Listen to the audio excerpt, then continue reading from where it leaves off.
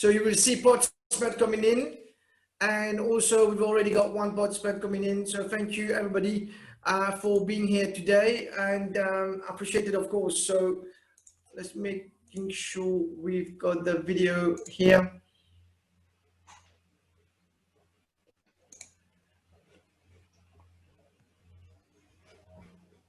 All right, everybody, thank you for being here. Hugely appreciated, of course. I can see you coming over. So please, good morning to everyone here. We've got Mr. Amalsingh from Canada talking to you shortly.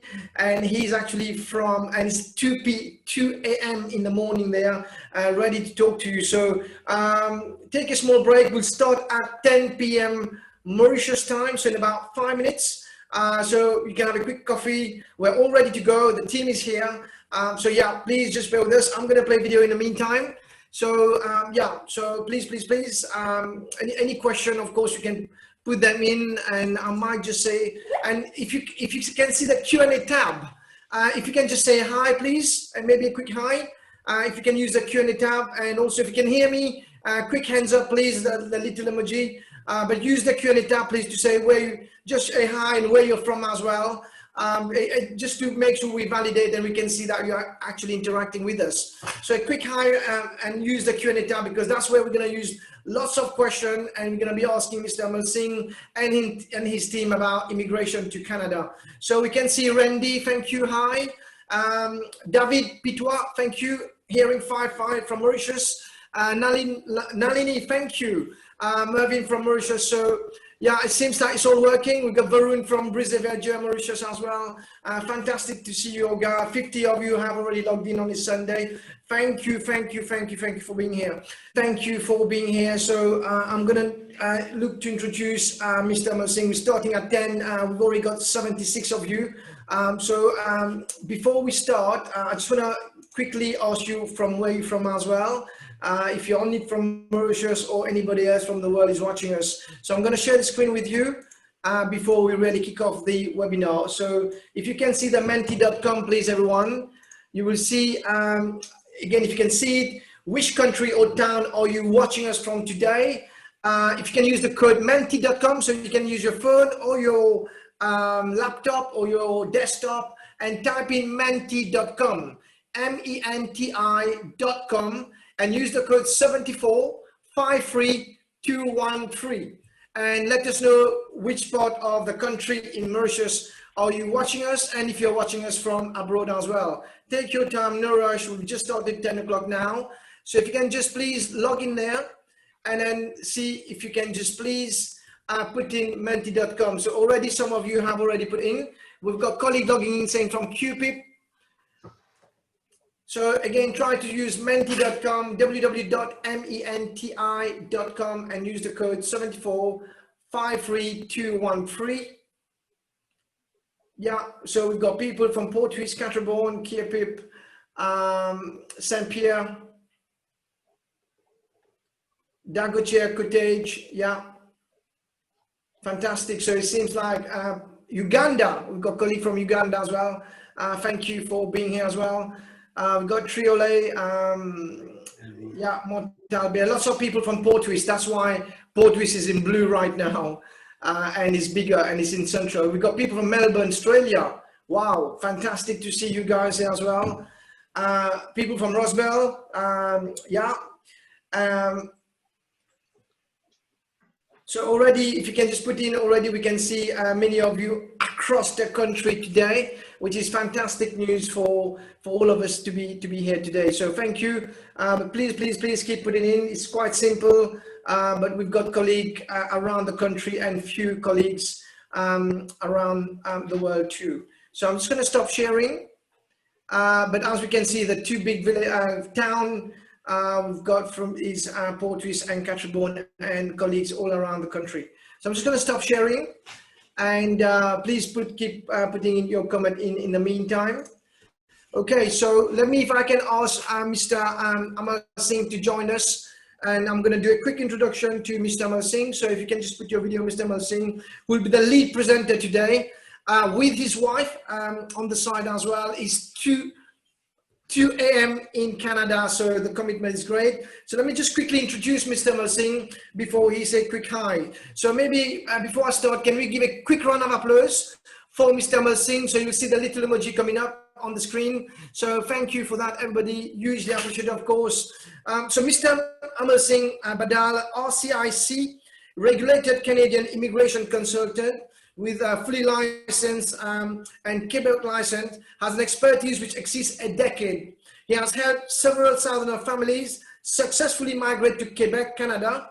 Mr. Amal has been in the immigration industry for the last 20 years. Over the years, he has successfully helped realize many Canadian immigration dreams come true. Here we go. So, Mr. Amalsingh, all yours. And if you want to obviously say a quick hello to everyone and maybe and introduce your team as well. So, thank you for being here, for your time, effort, and for really helping the Mauritian community and around the world to really like looking at the new adventure and also, you know, looking for new dreams and new vision. Mr. Amalsingh, all yours. Very good morning from Mauritius. And of course, all yours. Over to you. Thank you, Anil. Thank you very much. Thank you for your introduction. I'm pleased to be with the audience of today. And this is the first time, most of the time we do in-person seminars, but COVID-19 has taught us to be more online, and I think we are doing it rightly with social distancing and no visibility what's happening to this pandemic worldwide. So first, I thank everyone to be present today. We have above 100 participants already. Well, I live in Canada. In fact, I'm a Mauritian by birth. I'm a Creole, so I'm a Mauritian by birth, and I'm also a Canadian citizen. My main activity has always has been immigration for the last 20 years, and I must proudly say that there should be around 5,000 families who have settled in Canada through our firm, through me, or directly or indirectly. My firm's name is our firm's name is Lifetime Immigration. So just let me make a quick introduction about Lifetime Immigration, which you can see here. So Lifetime Immigration is, we have two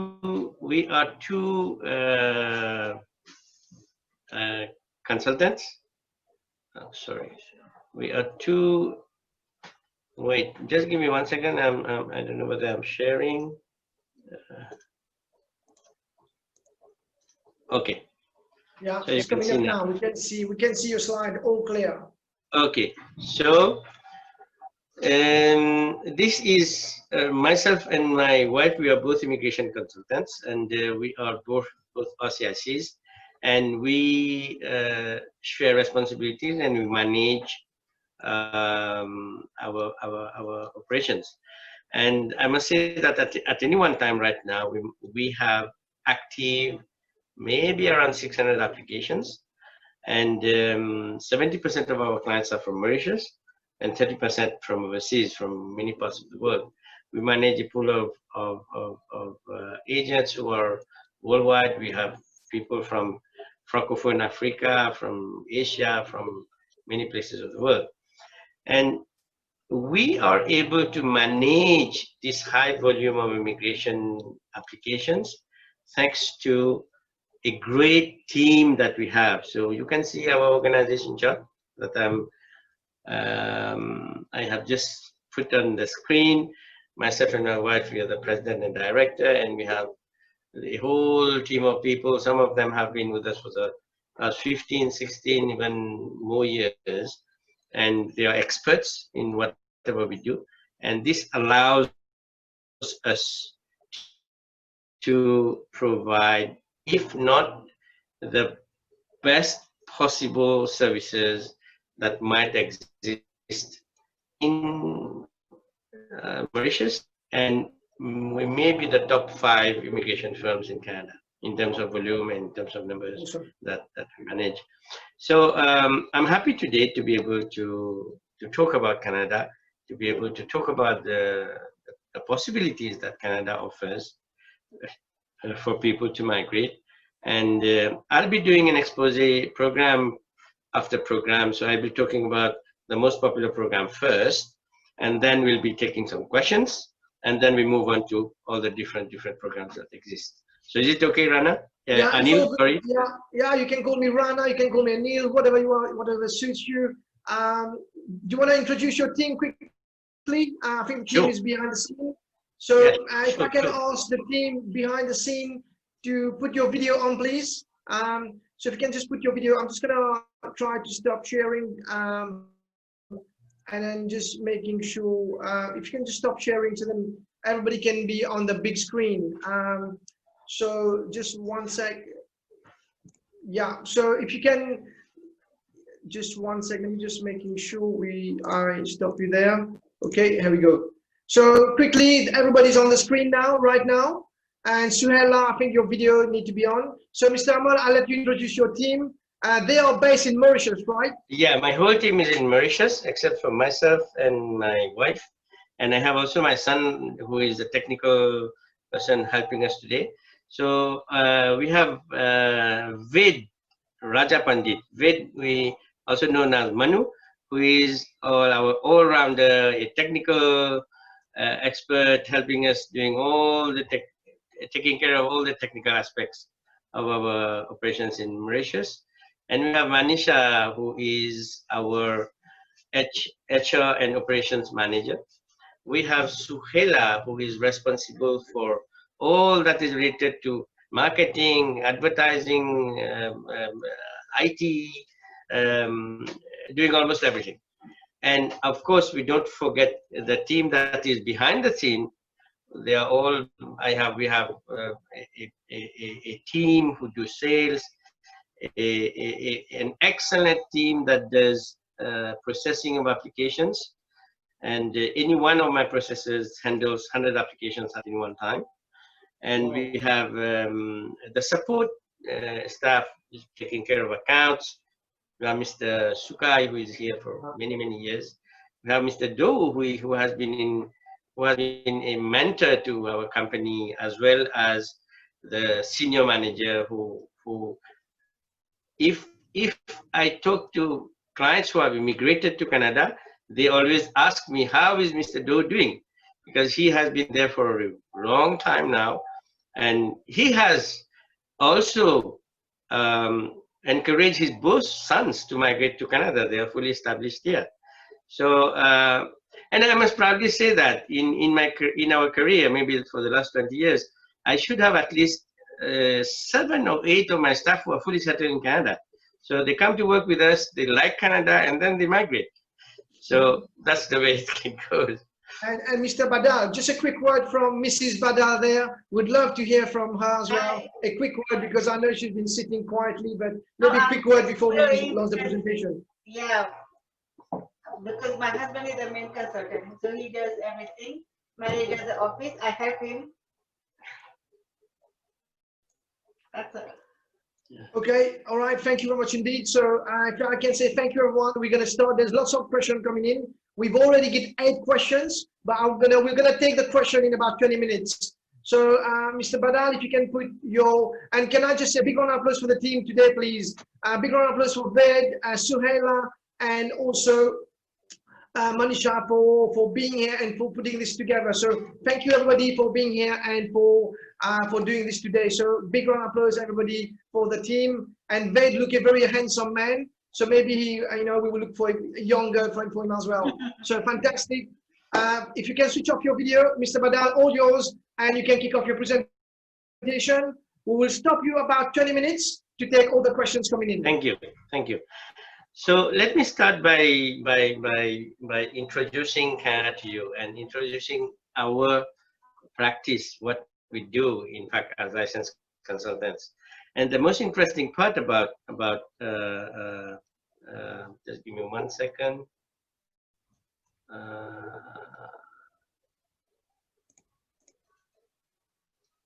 Okay. Beginning. Yeah, it's all good. Yeah. Okay. So in fact, different from many countries, Canada has a very, very strict policy about allowing anyone to represent a client. And we have a federal organization which is called ICCRC, which is Immigration Council of Canada for Regulated Consultants. And before we get licensed, like myself and my wife were licensed, we had to come to Canada and go back to university, study, do all sorts of exams. And after that, we have a national exam you should pass, maybe the dropouts of law. And after that, you have to do a lot of CPDs and keep yourself updated. Canada has become, in fact, a destination which, while attracting people, is also attracting a lot of ghost consultants. And ghost consultants are those people who come and just promise whatever because they know that everybody wants to come to Canada. They promise and promise and promise and then never deliver. So that's why the government of Canada has asked people to be careful and make sure that, before you even think about migrating, you check a person telling that I can do immigration. You go and check on the website of the regulator whether that person is licensed or not. So this is the website, ICCRC's website, and it has all the, let's say you click on B or you tap my name, BADL here, and you will find that under Badal you have Kavita Badal. She's my wife. She is licensed. She has a license, whatever. And Amalsingh Badal is me. I'm also licensed. So that's one way to check.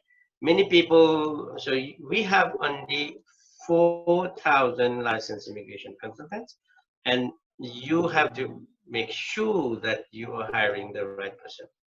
And on top of that, when we talk about, when we talk about licensing, you also have to be licensed by a province of Quebec. So because we are Francophone, myself and my wife are Francophone, we are among the few, out of the 4,000 immigration consultants who are licensed, you have around only 300 who are also licensed for Quebec.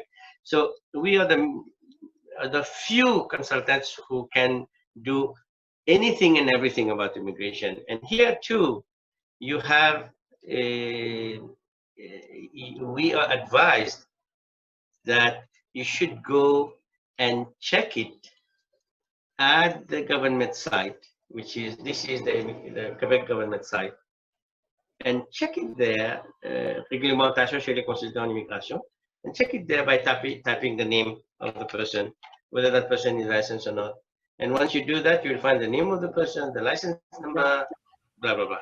So why I am telling you this, because you have so many ghost consultants and you'll find frauds happening. Even in Mauritius, you'll see that.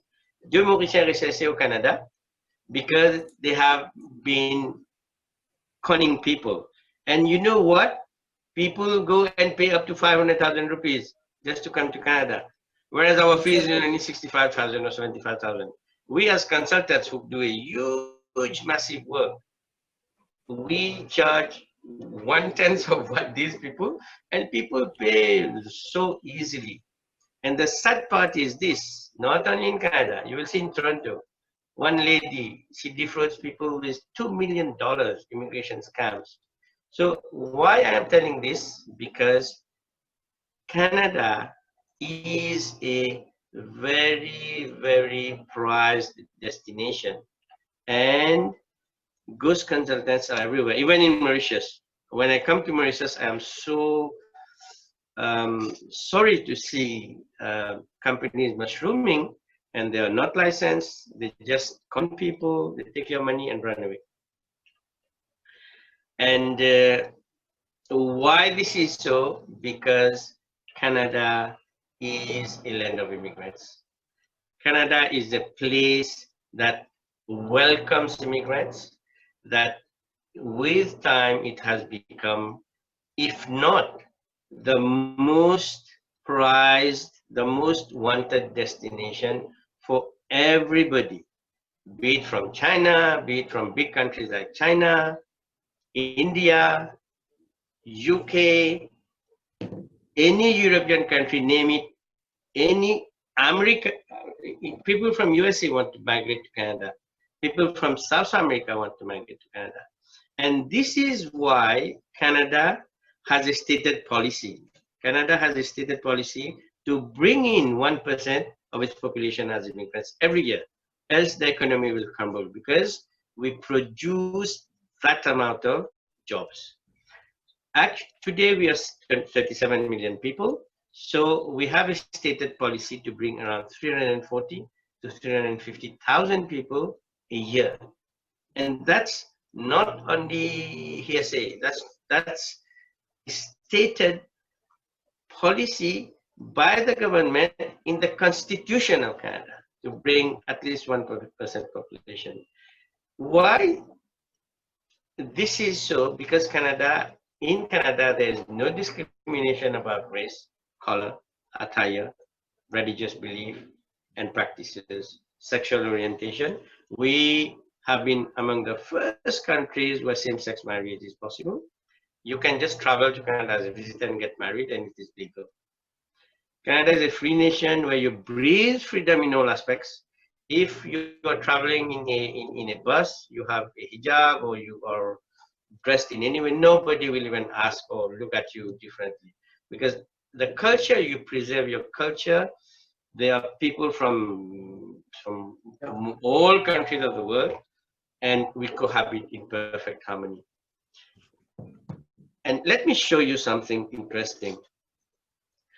When we talk about immigration in Canada, this is what the government does. The government doesn't allow immigration to happen in a haphazard manner, and we end up like France or like UK, where you no more can control.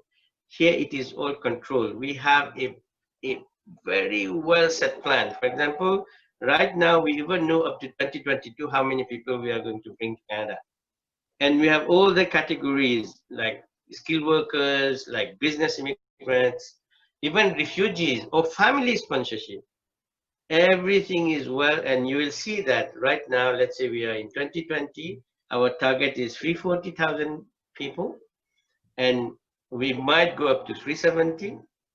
In 2021, target is 351, we might go up to 380, and in 2022 is 390. So this is a planned immigration that we do, and that's why Canada is a country where people love to come. Right now, I'm going to explain to you the most popular program under which somebody can migrate, which is Express Entry. It is a system that selects people of the caliber that Canada is looking for.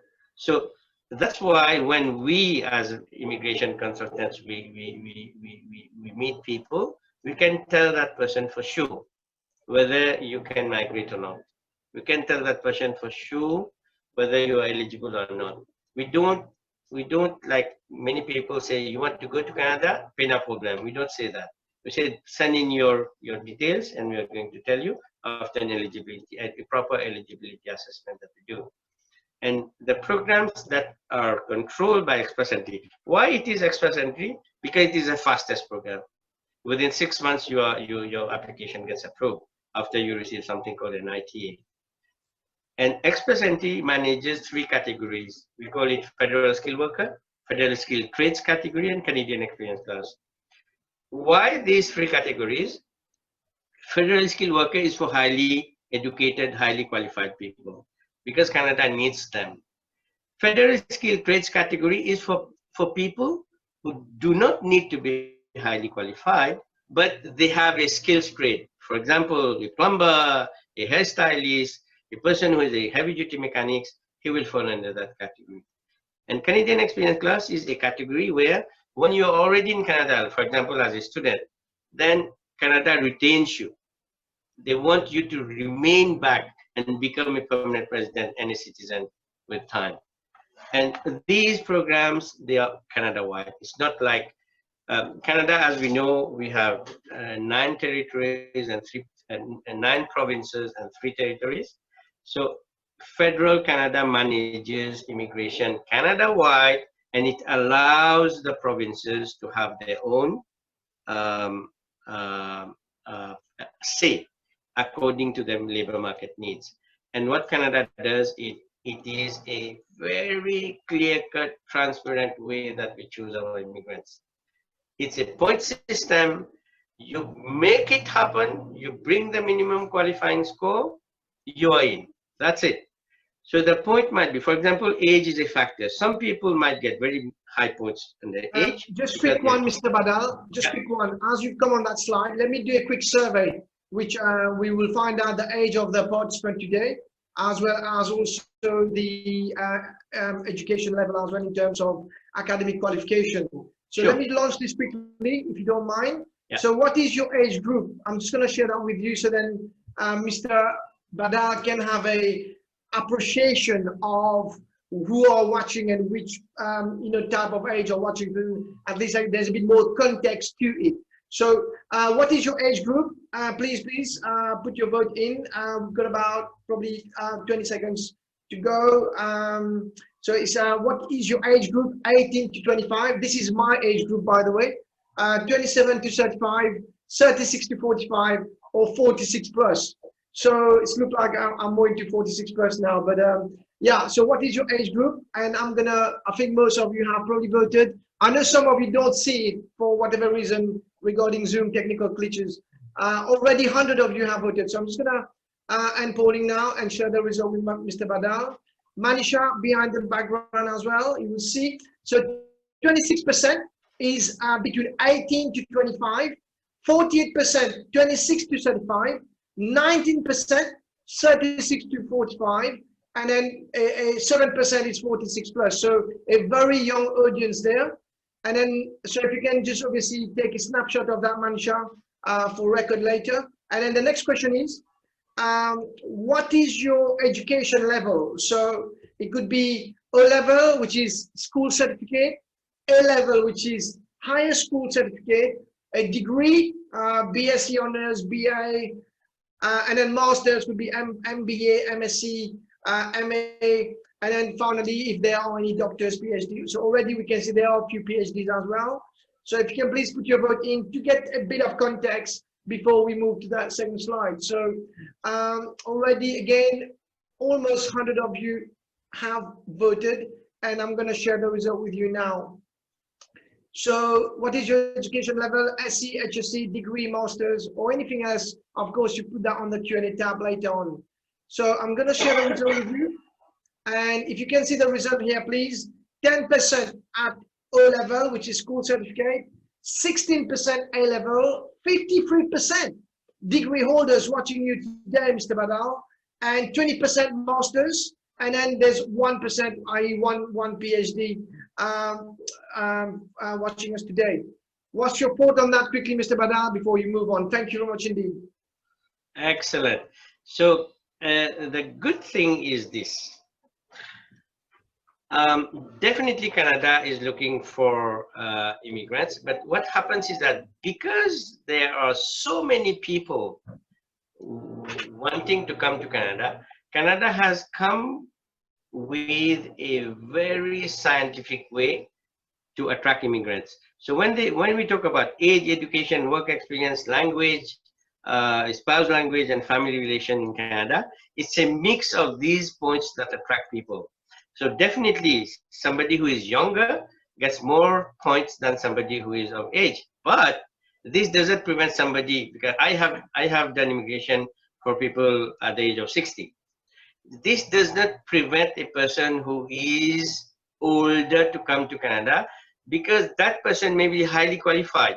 So it's a mix of age, education, work experience. Some people might have a lesser qualification, but they are very good at language, or they are very young. So this mix makes a person qualify. And this is where we always ask people that don't worry about your educational background. Of course, if you're highly educated and you are older, that's okay, because one compensates another.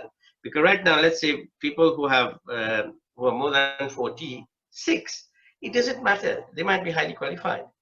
So the way it has been made, it is not to disqualify people, but to take in the cream of the cream so that they come and settle well. They are not people, when they come to Canada, they find themselves that, oh my God, what have I done? So this is very scientific. And besides this, you also have to get your educational credential assessed. So that's another interesting point. Yeah, thank you. So another interesting point is that irrespective of where you are, Canada has a system in place where we do an educational assessment done from Canada. And also it has a system that ensures that you do bring in some money with you, because that money allows you to start your life. So it is not only about, it's a mix of factors that Canada looks into. And for example, many people would say that, you know what, I am a PhD holder, or I am a master's, or I'm a degree, or I have trade qualifications, or I am an HSC holder. I can do the immigration by myself. Then we always tell them, no, it's not that. You always need a professional. Why you need that professional? I'm going to show it to you. So besides these 6 selection factors that we have, that are quite complex, where you need to exactly know your points, like I'm showing here, 6 selection factors, you need 67 points. And Mr. Badal, just a quick one. This is the website, the Canadian website, right? This is the official site.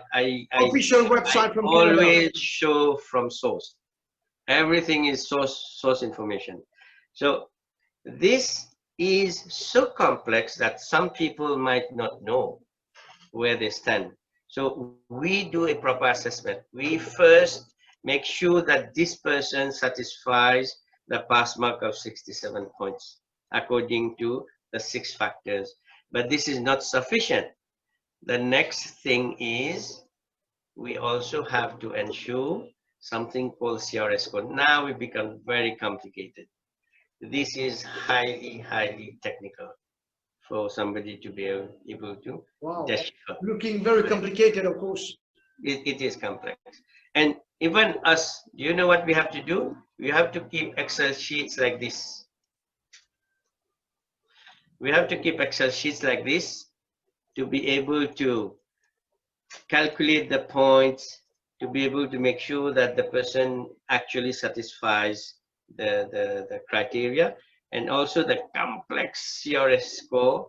And we do a lot of modulations, we do a lot of permutation and combination to make sure that somebody qualifies. Some people, we do a lot of different scenarios for them, to tell them that yes, you do qualify, or you don't qualify, please don't venture into this.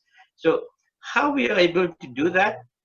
Because we master, let me show you.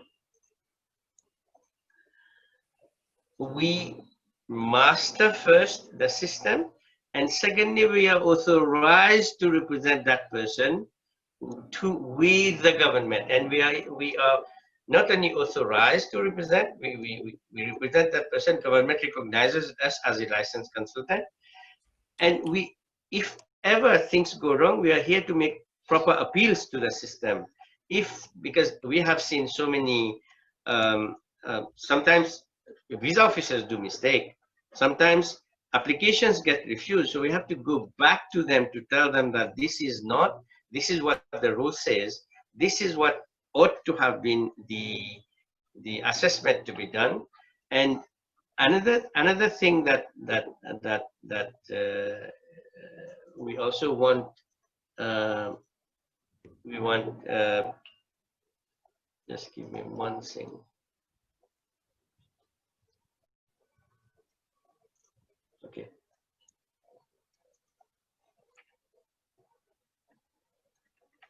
Sorry. Take your time, no rush. No, I think it went down. I'm going to correct slideshow. Freeze. Just give me 1 second. I think the good thing what Mr. Badal is doing is actually doing live tests on the website as well to show you where the websites are. It's not just purely the presentation just on the PowerPoint. Okay, wait. Okay, good. So what we do is that we are licensed professionals, of course, and the great thing is that we have a regulatory authority where you can go and file a case against us if we don't do a good job. You are allowed to do any form of you're not happy. We have proper retained agreement. We have proper dispute resolution. You have an authority. You're fully protected under this system, and we manage some complex thing called CRS score, and we also have very tight deadlines to do things, and we have these complex 6 selection factors. We have these complex CRS score to manage. We have also something called rounds of invitation, where we have to follow up very closely what's happening in Canada. For example, right now I can show you this.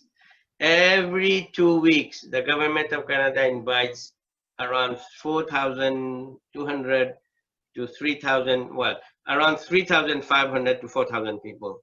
And we have to keep track of what are the factors that are taken into account by the authorities. And believe me, it's not something easy. Look at this.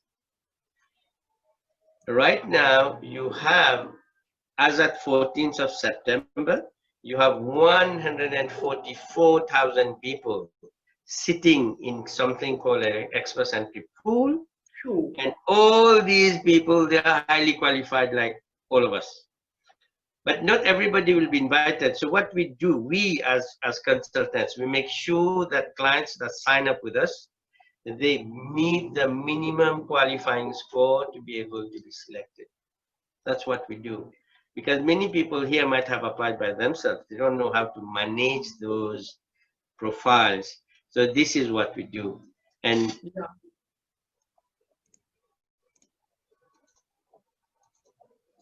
Sorry. And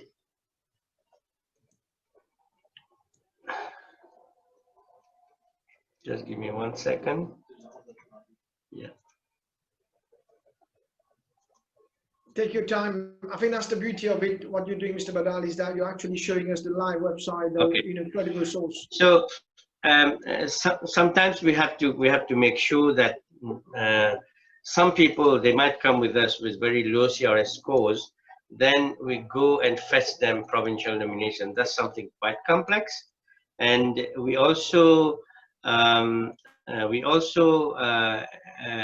keep track of all the changes that happen within the category under which a client has signed up our services for. Right now, I'm talking about one category. We have around, each province has around 5 programs, and federal Canada should be having around 10 programs. So we manage around 70 programs at any one time, under which we can fit in one person.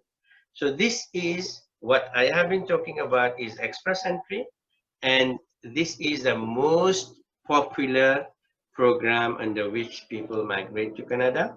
And then we are going to jump to other categories. So I am going to stop here and take a few questions that people might have about what we have spoken till now, and then we move on. Okay, so I wanted to split the screen so then everybody can see both of us as we're interacting as well. There has been lots of questions coming in, of course. Just want to make sure I've got that right, so then I can split my screen. As you can see on my side, because there's lots of things happening on my side too in terms of screen. So the first question goes to Mr. Badali's. This common question coming up is costs. So, hello, sir. Generally, what is the cost that people may incur from inception to completion? generally, I don't know if you want to answer this, but No, roughly how much? of course, it is a legitimate and genuine question. So, Yeah. okay, there are two types of expense that an applicant does. One is our fees, and the other one is government fees. Government fees, it varies from program to program, and that's mandatory. You can't skip from that. For example, federal, when we're talking about federal express entry system, for one applicant, the government fees comes to around $1,300. So $1,300 for an adult applicant. So this is Canadian dollar. So if you're in Mauritius, you can just multiply it by 30. If you're somewhere else, it is $1,300 that you pay to the government of Canada during the application, subject to success. You don't pay if you're not invited. You don't pay and wait. No, you pay provided the government of Canada has seen in you the potential of a future immigrant. So that's where invitation to apply comes into play. So you pay only when you're invited to apply. And that payment is staggered. You pay at the initial stage, you pay when the application is being finalized, when you have to send your passport, etc. Yeah. In our office, we have our own fees.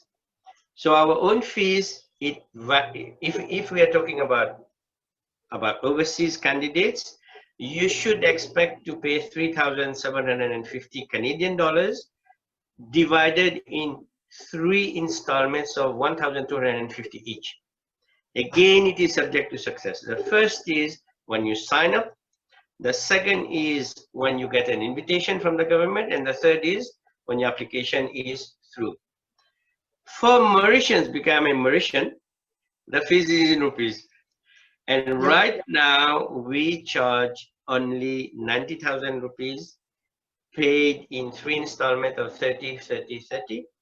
And for those who are right now, we have done something very interesting. Because of COVID, people are not employed, some have lost employment, some of them, like we are having a lot of clients from Mauritius. We have a special package of one-off payment of 65,000, and that's it. Wow. So instead of paying 90, you pay 65, but it is payable upfront. You can't pay upfront, you opt for a 3 installment payment of 30,000 each. So if somebody is a single person, if we talk about the total cost, government cost, and our fees, if they opt for the one-off payment, we are talking about around 120, 125 to 130,000 rupees, which is nothing. Yeah, it's very competitive. If we are talking about, let me tell you one thing interesting. I do a lot of business immigration. There's one program that is called Quebec Investor Program, QIIP, Quebec Immigrant Investor Program. That's a passive investment program where you buy your visa, where you buy your permanent residence. You know how much people pay for that? $1.2 million. Jeez. Yeah, wow. And people line up. We have a quota, people line up for that. So they make a draw. And you have another category, we call it entrepreneur. Under that category, you have to invest $300,000. $300,000, we're talking about 9 or 10 million rupees. That same permanent residency, you spend not more than 5,000 if you're a single person, not more than $5,000, and you have the same rights and privileges as that person who pays $1.2 million. You know who pays the $1.2 million? Those Chinese guys who don't speak English. Wow. They can't even speak any word of English, but they have money. So they come and pay. And they buy the most expensive houses in British Columbia.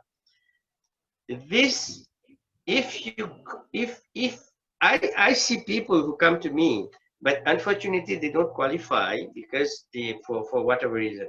Then they say, Badal, tell me your plan. I have money. But it's not about money. It's about your eligibility. So we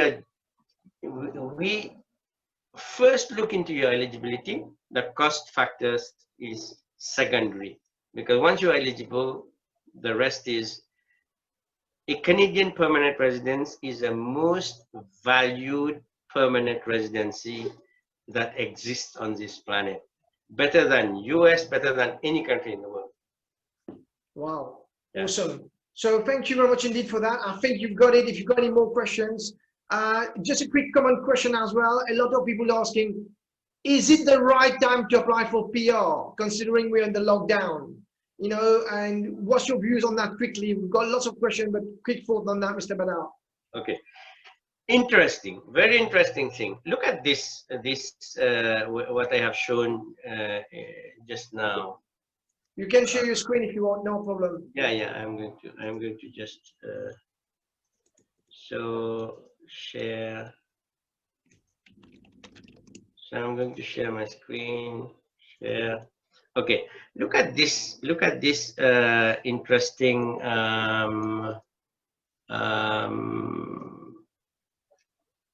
Where is that?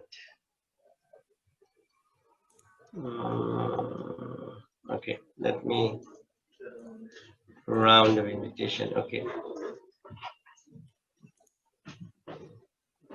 Yeah. Okay, look at this. Look at this. We are actually in September, right? So in September, let's go back to March, when this coronavirus pandemic broke. In spite of this pandemic, 18th of March, let's say the lockdown was after 18th of March. 23rd of March, we invited 3,200 people. 9th of April, 606. 9th of April again, 3,000. So it's 4,000 people. Every 2 weeks, 15th of April, another invitation. So every 2 weeks, we invite. So monthly, we are taking around 7,000 people. It's one category, which is express entry. Wow. It's one category. So April, May, you can see every 2 weeks we have invitations. The government of Canada has never stopped inviting people to migrate to Canada. Do you know why? Because immigration is one of the pillars of our economy. When we have this immigration plan, it is not to please people. It is to fill in the economic needs of this country in terms of manpower. People think that Canada is doing them a favor. No, Canada is not doing you a favor. Canada is asking you to come and contribute to their economy. If there was any, let's say, redundancies, we would have stopped our immigration. We wouldn't have continued to invite people every 2 weeks. 6th of October, August, 19th of August, 20th of August, 2nd of September. After that, there has been one recently. So whether it is the right time, it has always been the right time. Immigration has not been affected at all with this COVID-19 pandemic. In fact, the government of Canada has been paying CERB, which is Canada Emergency Response Benefit. And because of this CERB, employers are crying because people are not coming to work, they're getting money. So there is more and more need of immigrants now. And the government is saying, what are we going to do? You know what has happened recently? There have been travel restriction on everybody. Nobody is allowed to come to Canada except immigrants. So immigrants, you come with your COPR, you go to your airline. If let's say Mauritius, I have clients coming during the pandemic in repatriation vol de rapatriement. Donc it has always been, it has never stopped immigration. Okay. So the question even is not about whether the pandemic is affecting immigration, and says no. It is the right time to apply. And believe me, we don't know what will happen in the future, whether you will be able to apply or not. But until Canada is still accepting immigration applications, go for it. Okay. Just quick one. I've got common question. I know there's lots of questions coming in. There'll be lots of technical questions which I would like Manisha maybe to take it separately. So the common question, Mr. Badal, is how long does it take on an average to apply through you to get to Canada? Roughly based on your experience, if everything goes according to the letter, stage 1, stage 2, stage 3, how long does it take to get there? Okay, good question. So let's move backwards. What happens is that a person's application starts after that person gets something called invitation to apply under this category, right? Yeah. It starts when that person gets an invitation to apply. When that person gets an invitation to apply, Canada has a timeline. It gives you your permanent residency within 6 months. There has been exceptions because of the COVID, but it has a set timeline of 6 months. But until you get that invitation to apply, you have to do your part of getting your language tests done, getting your educational credential assessed. And we have seen, our own experience, it takes somebody from 3, 4, 5 months. So if somebody comes to us and he does things right as we will be telling them to do, we are talking a time frame of anything between 12 to 15, maximum maybe 18 months. Some people, they try to do things by then. For example, we have a language training center inside we have 2 companies. One is Lifetime Immigration, another one is CLA, Continuous Learning Abroad. Continuous Learning Abroad, we have ongoing IELTS and TEF coaching. So many people say that moi je connais le français, ou bien moi I am very good at English, but the test is different. The IELTS is something very technical. So many people, they go and do the test, and when they bring the results, it's not sufficient. There is a minimum benchmark that we require. So if people listen to us, they come to our classes and take the training and do the homework as we prescribe them, or they do things proactively as we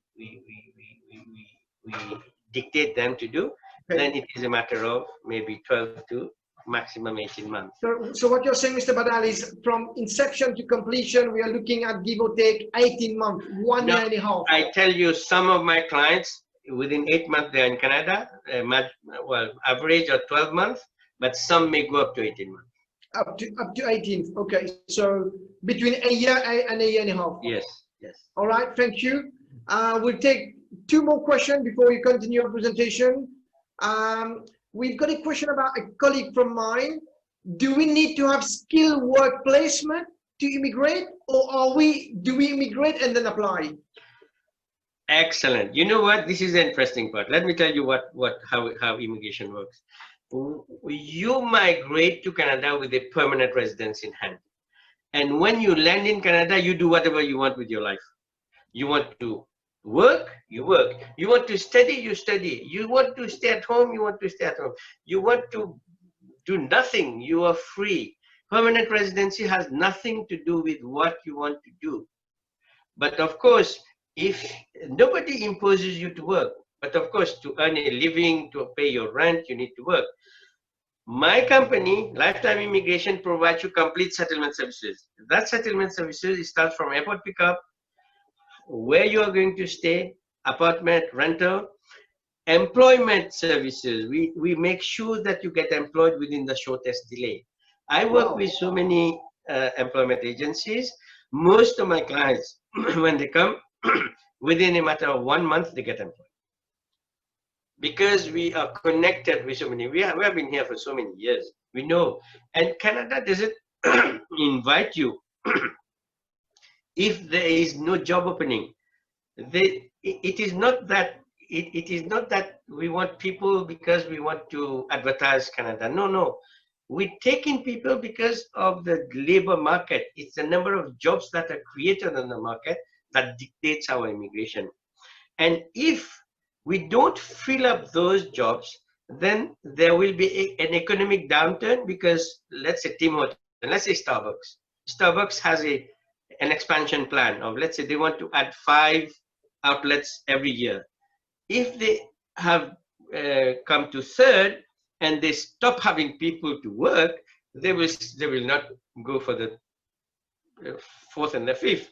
So all multinationals who are here, they have an expansion plan because the economy keeps on growing, the population keeps on growing. You have all these peripheral activities that keeps on growing. So immigration is a very, very scientific way that is done by Canada. And the other thing that is interesting is this. Somebody came to me recently. He was 58, and he came to me because he wanted to send his second child to study in one of the universities in Canada. Yeah. And he told me that I have a third one coming. So he is a university professor, and he said that I think in total I'm going to spend some 10 million in my kids. I said, oh my God, but just a lot of money. Then I said, where do you work? He said, I'm a university professor. What is your course? I'm a PhD. Sorry. I said, why don't you migrate? He said, can I migrate at this age? I said, of course. At 58. You migrate, your kids will be under you. They come to Canada as permanent resident. You bring the whole family. The one that is studying starts paying local fees. The one that will go will pay local fees, and the one that you're planning to go in the next few years will study directly in Canada. You come with your family. You don't have to stay. You go back and you join your employment again. Those who remain, their permanent residence continues. So Canada, when you come to Canada, that has nothing to do what you want to do. You can come and study. People with degree, with masters, with diplomas, come and do their higher education again as a local. When we go to university, like I am 57, if I want to do a master's right now or a PhD, I have loan paid available to me at this age to study. And this is given to everybody across the board, to your kids. My son studied at University of Toronto. 4 years of study would have cost me around $200,000 from Mauritius. We spent only $26,000 because he's a local student. So this is where you benefit. You benefit from everything that Canada offers as a permanent resident. It's not about coming to work. It's about coming and becoming part of the population with all the freedom of religion, of practices, of your lifestyle, of your wearing, of whatever you want. Okay, we'll take 2 more questions because we get to 11. Your time will be free. Will it be 3 a.m. in the morning? I think so, and then we'll get an hour, and then just quick one then. I am halfway through my presentation. I still have a lot to go. I know. So quickly, these 2 questions. Is all the application virtual? So do you have to have anything face-to-face, or do you do everything online to get there? Yeah, we manage everything by an online immigration system that we have. All our clients are somewhere in the world. Mauritians, we like to come to the office, that's okay. But my clients are from US, from India, from Philippines, from many parts of from Brazil, from many parts of the world. We don't meet ever until they come to Canada. So everything is online. We allow our clients to upload their documents themselves on our system. And the submission of application also is online. So the government of Canada, even payment, everything is online. You don't even have to.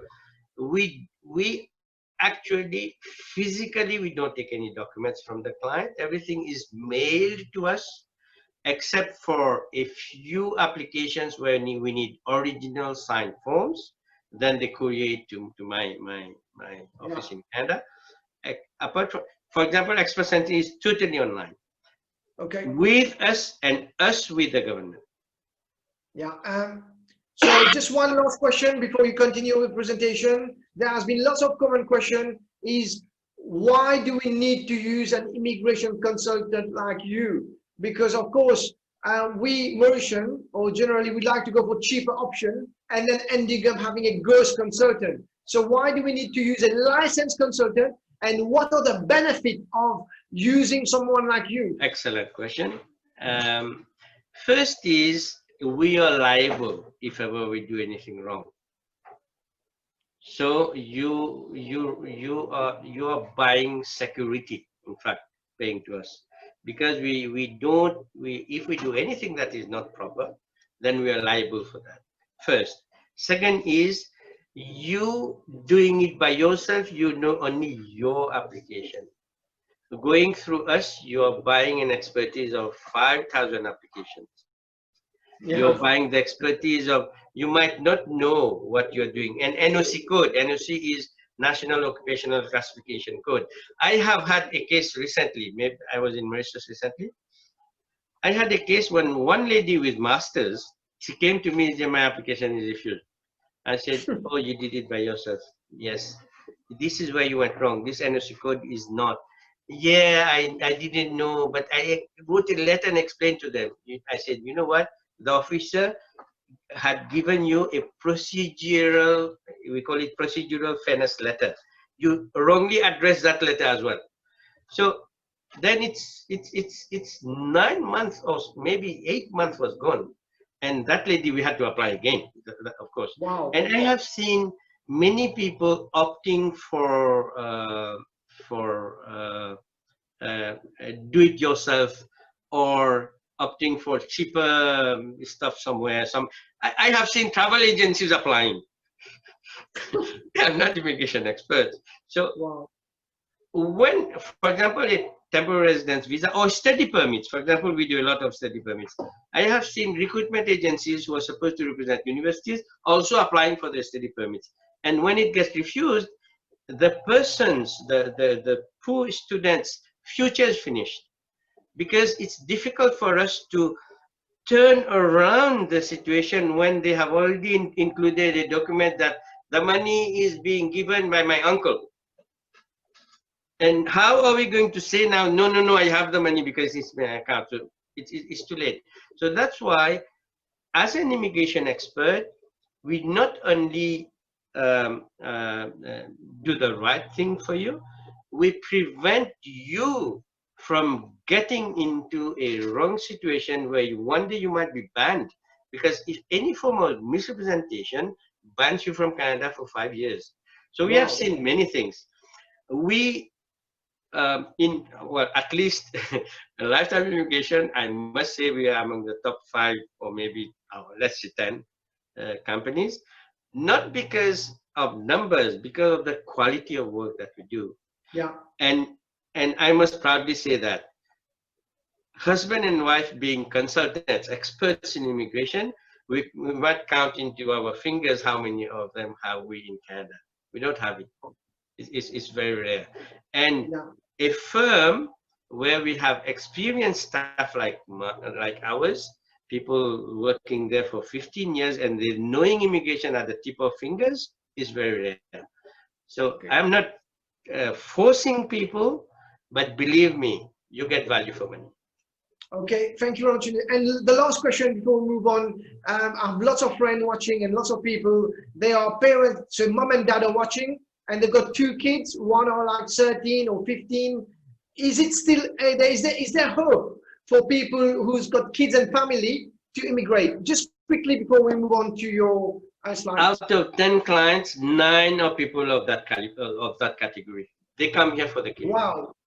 So 90% parents and kids move on. And irrespective of, some people leave a job of above 100,000 rupees. Some people leave high positions. I have someone, CEO in Brazil, that person manages a huge concern. And he says he has two kids, two daughters.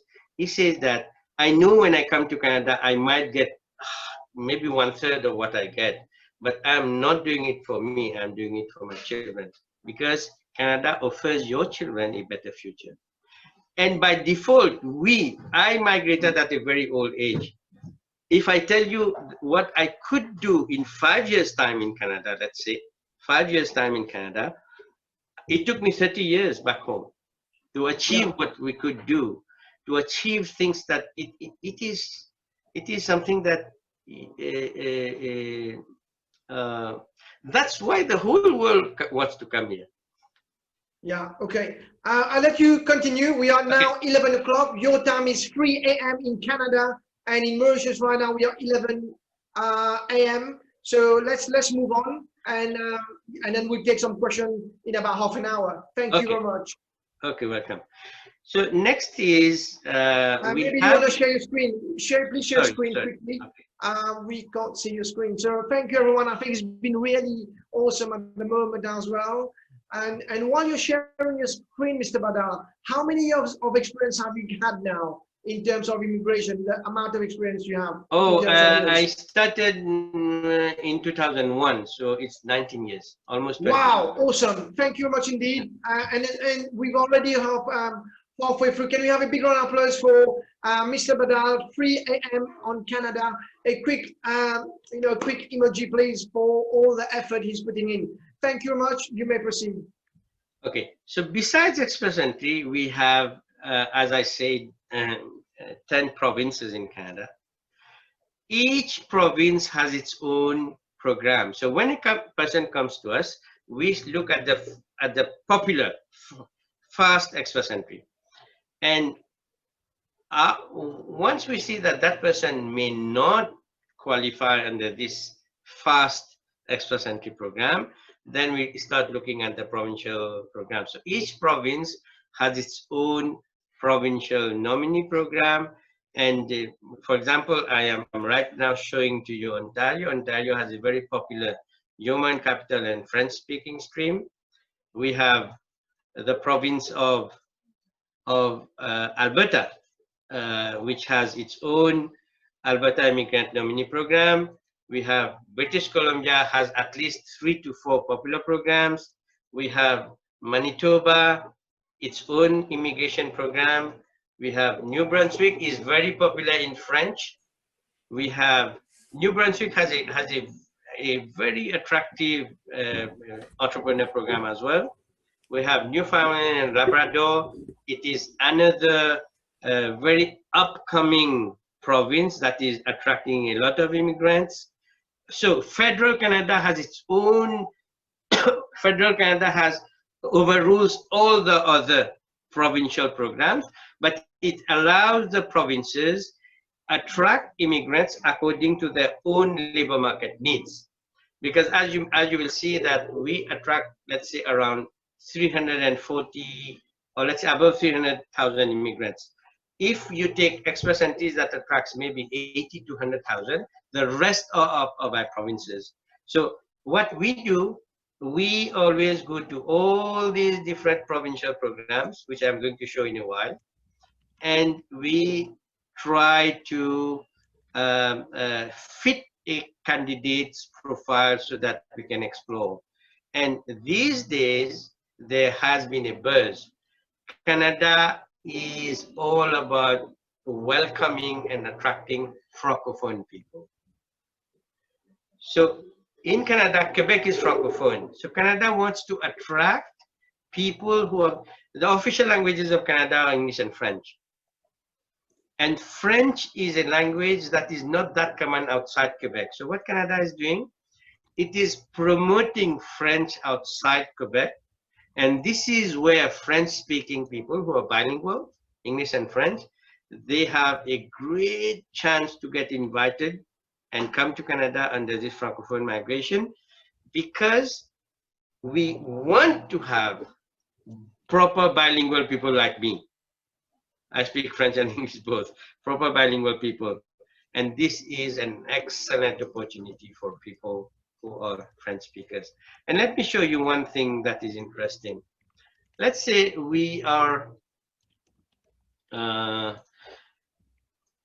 talking about, let's say, Ontario. You go to that specific provincial program, and you will have all these subcategories. You have the employer job of a PhD graduate stream, French-speaking stream, human capital, skilled trade entrepreneur. If you go to, let's say, Alberta, you have all the different programs. So what we do, why people come to us? Because we go to all these different provinces, let's say BC, we go to all these different provinces and look at the program, how they work, what are the criteria that they are looking for, and when we get a profile, we match those criteria with the program that best suits. For example, right now I'm looking at Manitoba. If I click into that, there should be 100 pages therein. So if somebody wants to do his application by himself, maybe he will be exploring only part of what he is capable of. So that's what makes us different from somebody trying to figure out by themselves. Okay. So all these are um,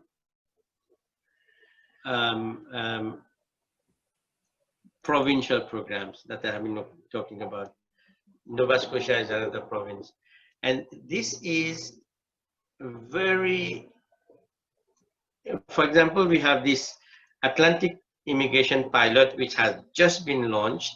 It's very interesting.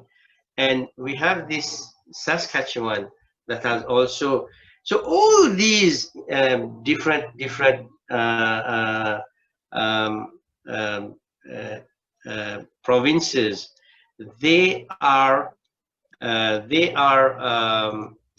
adapting themselves to attract the best talents of the world.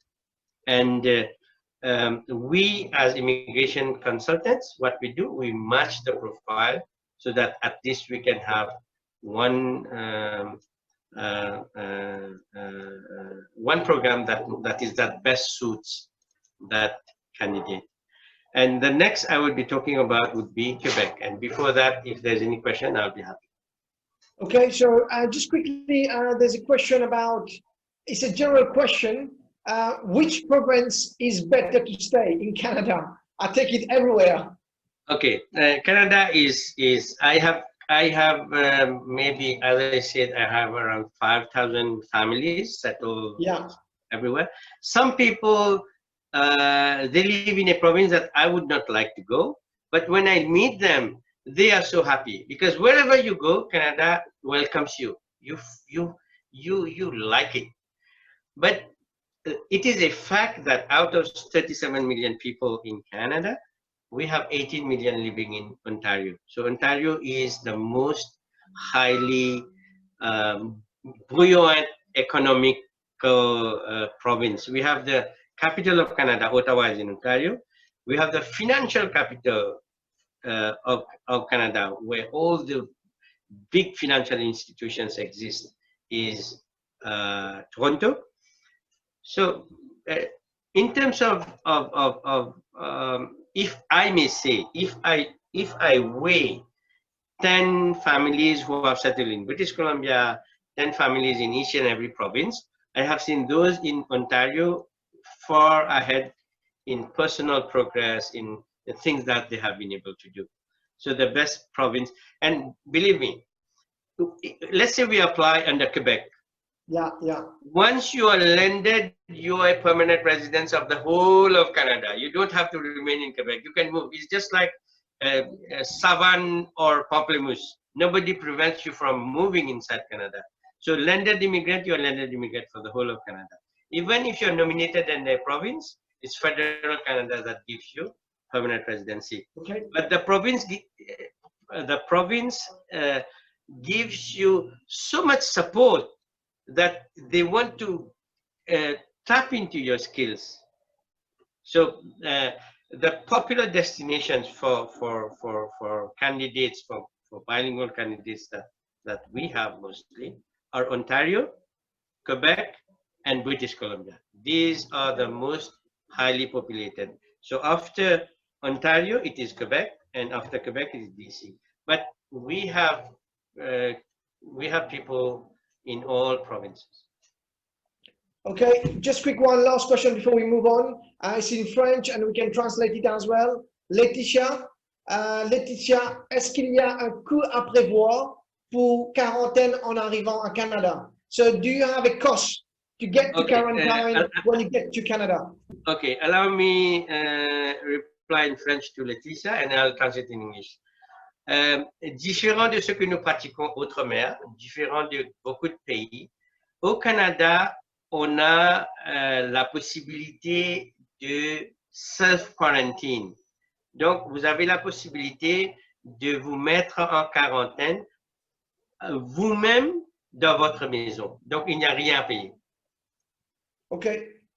But you have to quarantine exactly. For example, if I come back from somewhere, I come back, I self-quarantine myself, the authority will check, just like in Singapore, the authority will check that you're actually at home.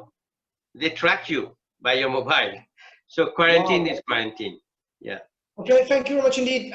Just to let you know as well, Manisha is behind the scene. I've given you, Manisha, WhatsApp and mobile. So if we don't answer all your questions today, you may get in contact with Manisha. Mr. Badal, you can proceed. Thank you very much so far.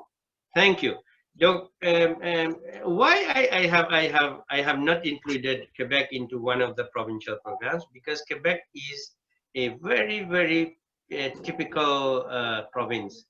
In Canada, we have Quebec Canadaco. What Quebec has done is that they have signed an agreement with federal Canada, saying that allow us to bring our own immigrants in terms of percentage population that we have vis-a-vis federal Canada.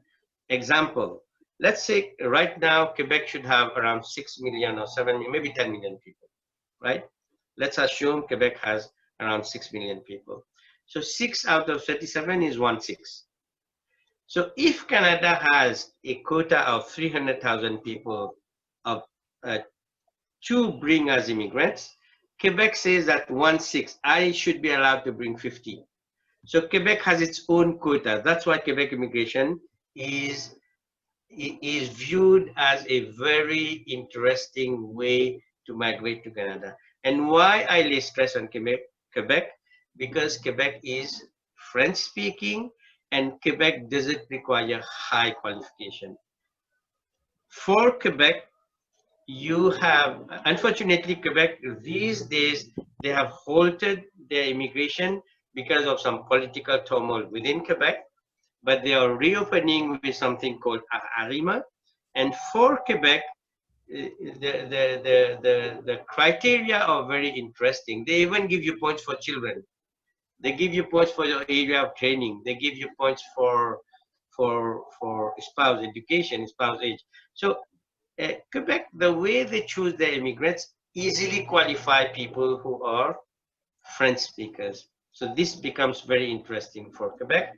And here, you would be interesting to know that Quebec has its own point system. And to be able to see how Quebec works, this is what it is. Yeah. So Quebec has its own point system. We call it grille de synthèse. Yeah, you can see. And you will see here, you get also points for your SC, which is O level. Right? This is interesting. Yeah.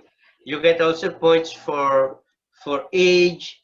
You get points for le français, higher points than English because they favor French.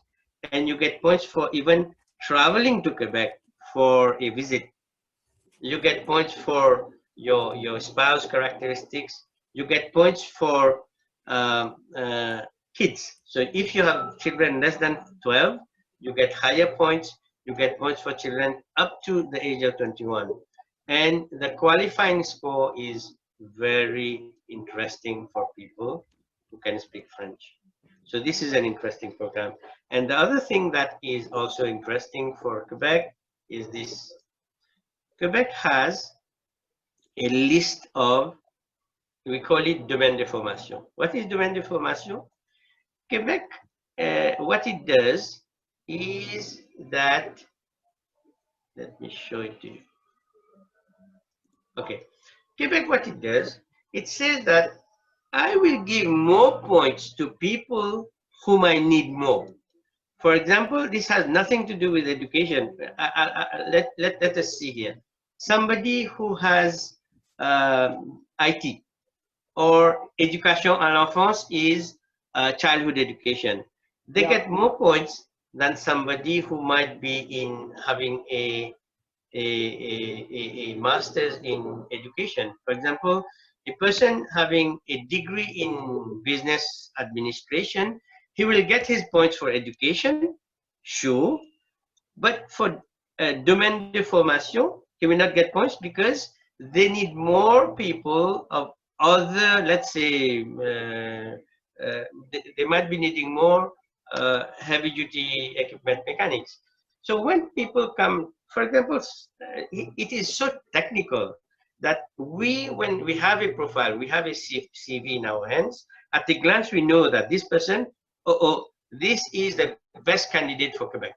Yeah. Because he has done, let's say, NTC3, or he has done some technical qualification, then we know what can happen to that person.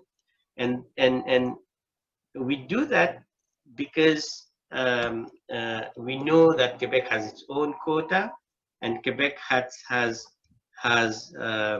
it's all online these days. We just submit an expression of interest under ARIMA, and this is mostly for French speaking, and we do have a lot of candidates from Mauritius for French speaking, and we have a lot of candidates from Francophone African, because we have people from Cameroon, we have people from Senegal, we have people from Cote d'Ivoire, we have people from Algeria. They are French speakers. Even Burkina Faso, we have people from DRC, Congo. So French speakers, you have Quebec, even with lesser qualification. So if you have any questions under this category, I would be pleased to. There's a quick question from coming in from Menu. Hi, Menu. Can you tell me if Quebec immigration has opened yet? No, that's what I have told, that for now, Quebec has halted to some extent its immigration temporarily because of some political turmoil within Quebec, but they are sorting it out and trying to, and at the same time with this COVID, they're sorting it out. They have just changed the minister itself, the Minister of Immigration. They're sorting it out and trying to introduce something called Valet Démocratique to Quebec. But I am also licensed for Quebec. I am also a regulated. Okay. Yeah. All right. But thank you. From my angle, we should wait something happening in November, because on the 5th of November, the government of Canada will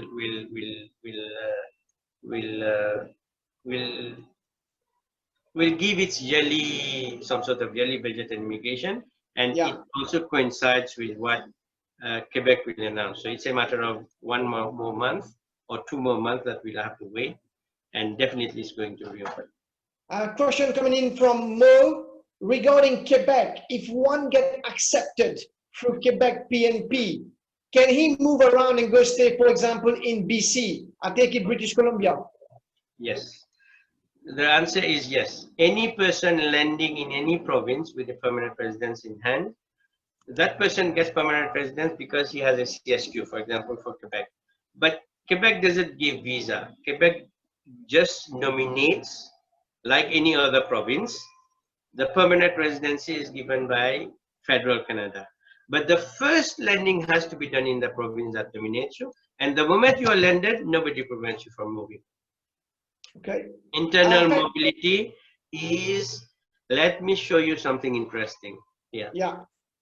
So we are going to, yeah. So mobility rights in Canada. Look at this. Every citizen of, this is official government right of freedom charter protects. So if you click on this, it says every citizen of Canada has the right to enter, remain, and leave Canada. Every citizen or a person who has a status of permanent resident of Canada has the right to move and take up residences in any province to pursue the gaining of a livelihood in any province. Meaning Awesome. to say that this is in the Constitution of Canada. Mobility rights, you can read here. La Constitution du Canada vous donne ce droit. Yeah. Okay. Thank you very much indeed, Mr. Badal. Okay, let's move on. The good thing that I want to announce to everybody is education is another pathway to become permanent resident of Canada. Education is, Canada attracts at least 500,000 students per year.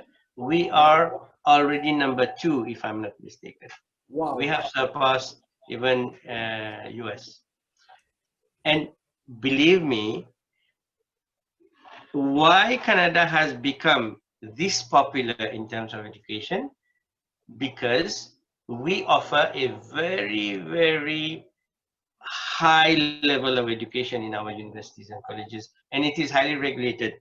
We have never ever allowed the system to become like UK, where there was a mushrooming of institution in small houses. Here you don't get a license to become a, we call it a DLI, Designated Learning Institute. You don't get license unless you are a real institution. And you don't get a study permit if you are not studying in a designated learning institution. So it's highly regulated. And the interesting thing is this: the education system of Canada allows students to automatically get post-graduation work permit after studies. And this post-graduation work permit allows them to, first, you are allowed to work 20 hours per week during your studies and full-time during school holidays. And after your studies and the post-graduation work permit, you're allowed to work full-time. And once you have completed 1 year of full-time work in your post-graduation work permit period, you're allowed to apply for permanent residency and the Canadian Experience Class. So many people have come to me and asked me, why should we go to Canada? Why should we send our kids to Canada? Why not UK or India, Australia? I always tell them this: if you want your child to go and study and come back with an educational degree, then it's okay. Send him anywhere. Send him to Russia. Send him to Australia or India or anywhere else. But if you want your child to go and study and come back with a degree plus a permanent residency, then Canada is a country. So you come and study and you can make Canada your home country after your studies. And this is where Australia, many students have gone to Australia, and after their studies, they change the policy. Canada doesn't change policy. It is straightforward. You study, you get post-graduation work permit, and after 1 year of work, you're allowed. Anybody who studies more than 8 months gets a post-graduation work permit. That's the law. And interesting, you can choose your college from overseas that allows you to get the study permit. And studying in Quebec is another good thing, because under Quebec you have something called PEQ. That's a little bit technical. And if you want to know, let's say, which institution, let's say somebody comes to you and says that I am Academy of Learning and I am in Ontario and I give you this course and you have a scholarship. Many people are doing that. They say that I give you scholarship, I give you this. You go and check it on the official website of Canada, Designated Learning Institution. Does this Academy of Learning, let's say Academy of Learning, does this Academy of Learning offer post-graduation work permit. You can see here, Academy of Learning Career offers post-graduation work permit. No, run away. Don't go there.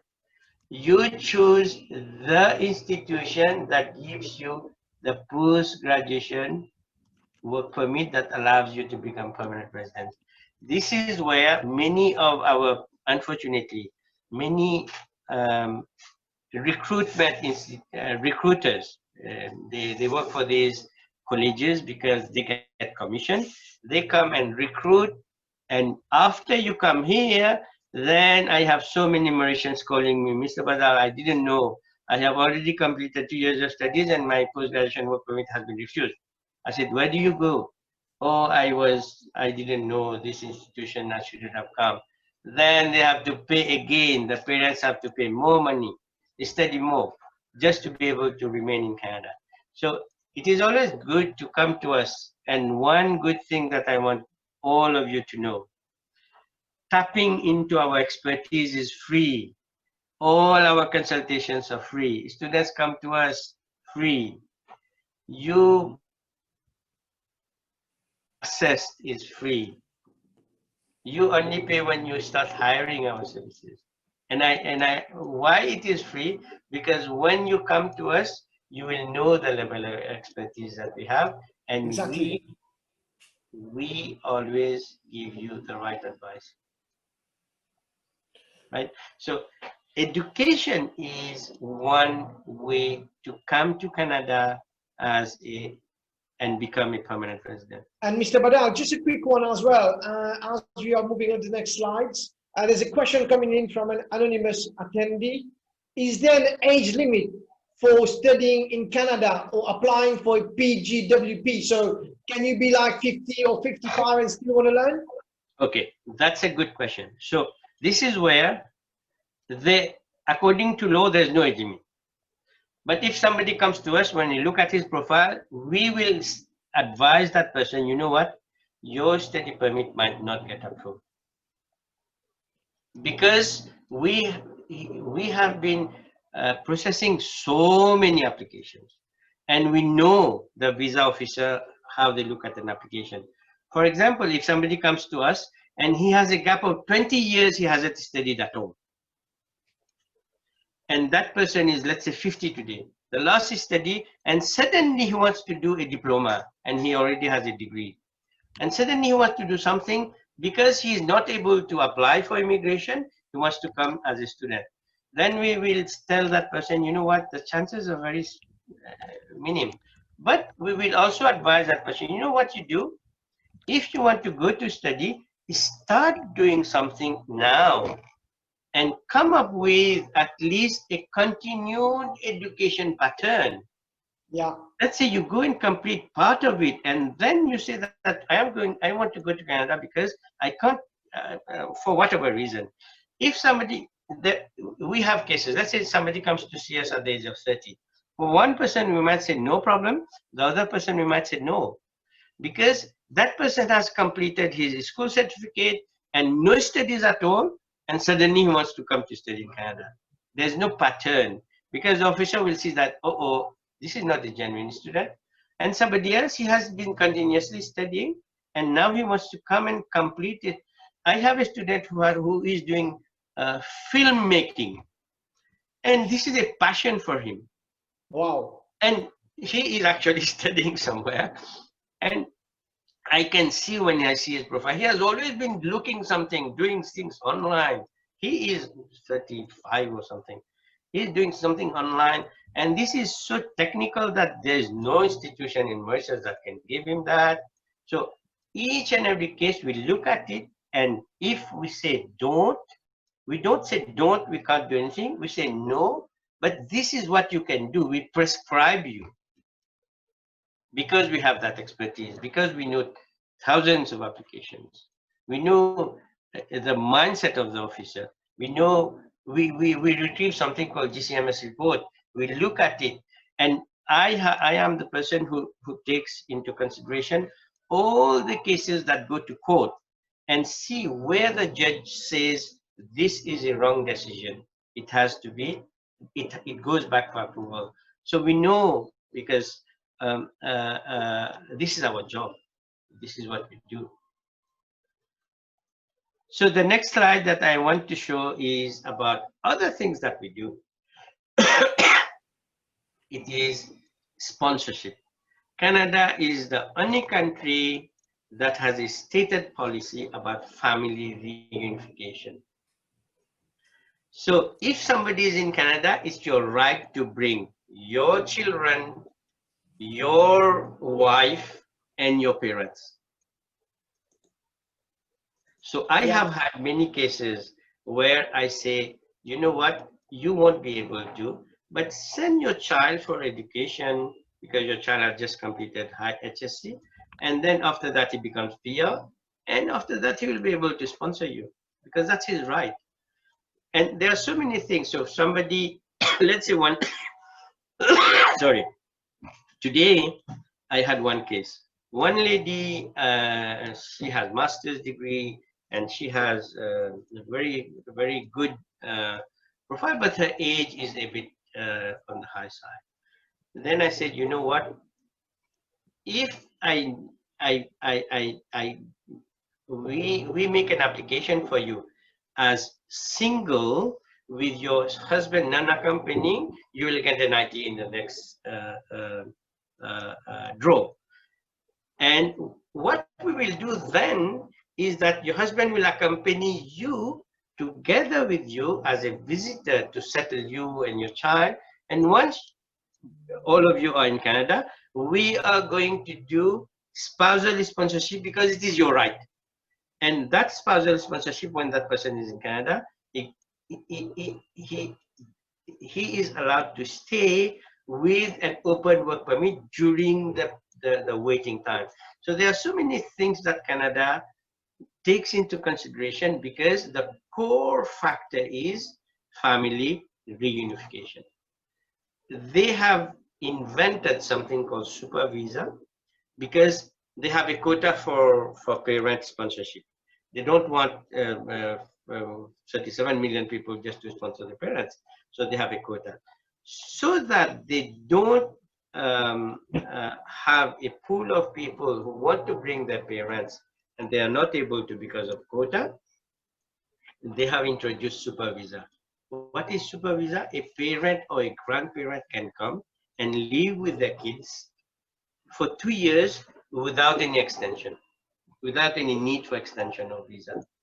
So this is what we do. We do a lot of spousal parental sponsorship.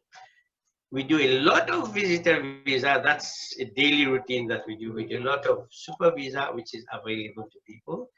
And I must say that, I must proudly say that we are the top experts in people who have lost their permanent residency. Wow. Yeah, we go to immigration appeal division. This is what RCICs can do, and this is what normal people can't do. So we go to our immigration appeal division to make sure that for any reason, people who have lost their permanent residency, we fight for them in a courtroom scenario, and we ensure that most of our cases that we see, they are humanitarian and compassionate. For example, people came to Canada and went back because their parents were sick or they were homesick or whatever reason. So we go and do these appeals. We also do apply for all sorts of peer renewal, everything that is related to becoming a citizen in Canada. Any person who comes to Canada after 3 years, you are allowed to become a citizen. So you apply for citizenship. Sometimes it's highly technical. We provide those services. We also do a lot of restoration of status because some people, they forget they have to renew their visas while studying, or they might have refusals. So we do, these are highly technical services that we offer. And the most interesting thing that we offer is business immigration. So business immigration is for people who might not qualify because they don't have language skills or they don't have high qualification. Canada has tons of programs for entrepreneurs. For example, Quebec immigration program, the one that I told you, you have to pay 1.2 million. This might not be for Mauritians, but there are other programs where the investment amount is only $300,000. For example, you have a self-employed program for an investment of $100,000, which is only 3 million rupees. Many people can afford doing that. We have other programs like here, people can invest $200,000, which is 6 million rupees. We have, for example, Alberta has its own program for an investment of $500,000. These are entrepreneurs, people who are business experts. They don't have, we have so many successful businessmen. They are successful because they are good at business, but they didn't have the opportunity to study. So for those people, there are special programs. And I am an expert. I am a former banker. I have worked at State Bank and other banks. My wife has 25 years of service at State Commercial Bank. So we do a lot of business immigration because we prepare business plans, we prepare all these support that is required for somebody to come and start their own business under any of these programs. And all provinces have their own programs. For example, this British Columbia has a program with a minimum investment of $100,000, and some of the provinces with $250,000. And this is what we do as well. Yeah. And I can see the sheet is updated as well. It's August 2020, your sheet there. Yeah, and this has not been updated by me. It has been updated by my staff. And for this, I thank Suhaila for that. She's the one that does it. Excellent. Yeah. So they are there. So all my team, they know as much as I do, except that I am licensed and they are my strengths behind me. And they are the one who actually do the processing, and all my clients, irrespective, if you go to my the testimonials that you have on our website, everywhere it is such an eloge of the file manager. They say that, my God, the file manager has done an excellent job. And one more thing, Canada has a well set what we say, well-designed way to welcome immigrants. You have free services for new immigrants. Prepare your life for Canada. Apply for what you need to know, your kids' education, even how to protect yourself from fraud, and how to prepare your life in Canada. If you go here, it's prepared to work, how to get your credentials assessed, learning about things, sorry, learning about things, how things work in Canada, all is provided by the government. Yeah. So now I am at the end of my presentation, and you are all invited to contact us. You can contact me in Canada. You can contact our office in Mauritius. My office in Mauritius, they handle all, it is our back office processing unit at the same time. They handle all our clients worldwide. Yeah. So any questions? I'm here. Any? Yeah, so let me just quickly get you back on the screen as we look at the final question from the team. Can we also have a big round of applause, everybody? We have 100 of you right now. If you can have a big round of applause for Mr. Badal. It's almost 4 a.m. We have an 8-hour difference, and for his effort in making sure that we all, look for the new adventure and the new dreams. Thank you very much indeed. We've got about 10 minutes to go. But I want to just ask you a few questions. So we've got a question from Shah. Hello, I'm a primary school educator from Mauritius with 13 years of working experience, having teacher's diploma, been working with kids from 6 to 11 years old. What can you advise me in terms of coming to, what sort of application coming to Canada? For example, if somebody doesn't have a degree yet, for example, this person has a teacher's diploma, I would advise that person to come to our office and get his database into our system, because he would be the best candidate for Quebec when it opens. And another thing is that we might ask him to do language tests in the meantime and explore nomination by a province, because very regularly we get updates from the province. Some provinces, for example, right now, I give you one example. Right now, we are having a shortage of early childhood educators across Canada. Why? Because of social distancing, we need more teachers. Right. So Wow. yeah, that's how it works. For example, we have a huge shortage of nurses, of nursing assistants. So so this is what happens. And when we have them in our database, when we have people in our database, then because coming into our database is free. You just have to come to the office and talk to one of our managers, and they will do a quick assessment and tell you, okay, there's nothing, just hold on, something will happen. And when we get this opportunity, we run through our database and send them an email to tell them that, you know what, this is a new opening that is happening in this province, and this is where you are. They are looking for people who have your profile, and you have a competitive edge from those who are in India, because they can't speak both languages. You can. So this is where we try to, for example, a student from India, he has a competitive advantage over a student from Mauritius, because Canada and India has, we call it SDS, student direct stream. They have to do nothing. They just have to open a GIC account. They have to go and sit for IELTS, and then they can come and study. Of course, age factor is looked into. Mauritius, we have to apply for study permit, and the official will look at it with very critical eye.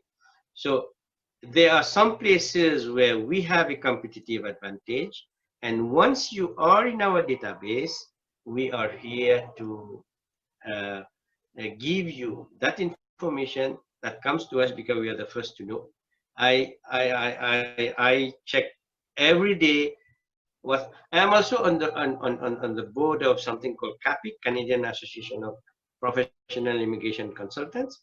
I'm also on its governance and nomination committee. And I can tell you that Government of Canada always consults us immigrants, the association, before they make any decision. And we have, I know beforehand, compared to maybe 4,000 consultants, because we have one-to-one discussion with officials. Because when they bring a change, they want to know what is our opinion about, because we represent all the consultants on in Canada. So we have regular consultation, and even the government, they make decisions to ease the lives of people in Canada. And we know what is required. In fact, we know. For example, right now, unfortunately, we don't have those long-haul truck drivers, but this is a craze in Canada. In all the provinces, they are looking for long-haul truck drivers. Wow. And These are the lorries with the 20 feet, 40 feet container, yeah? yeah. So if somebody comes to us, he might say that I will never be able to go to Canada because I have nothing except driving license. No, come and meet us. We don't know when an opening might come. And because there's one thing that we don't do. We don't advertise jobs that we have nominal numbers. We advertise only programs where anybody, there's no limitation. We cannot be advertising, let's say we have 5 job orders, it's not worth it advertising. Our pool itself is sufficient to complete them. So it's important for people to come to our office, get into our database. Okay, the next question, Mr. Badal, is obviously there's common question coming up saying, look, there's a question from Kushal. I'm a firefighter from Mauritius. Any opportunity for me to work? Someone else says I'm a mechanical engineer or a mechanic. So what do you say? What advice do you say to anybody who's got, you know, public sector job or any other job? What do you say? What do you say to them? Again, and we call it an eligibility assessment is a must. So the first thing to do is come to the office, because it doesn't. For example, somebody says that I'm a firefighter. He might be a firefighter, but his profile might not make him eligible. Some another firefighter, his profile might make him eligible. So it all depends, because right now, let's say I don't even know the age of the person. I don't know his qualification. Some people, for example, somebody is an engineer and he's a firefighter. His education, when I hear it, it rings a bell to me that this person will qualify immediately because an engineer has at least a degree. So we need that person to come and let us do a honest assessment. Yeah. Okay. We've got another question here, just quickly. There's a question about, there's a question from someone. Hi, I have a question. Beside education qualification, can we earn point just from work experience or, just technical qualification? Okay. Immigration to Canada is a blend of many attributes that a person has. Age is one. Education is one.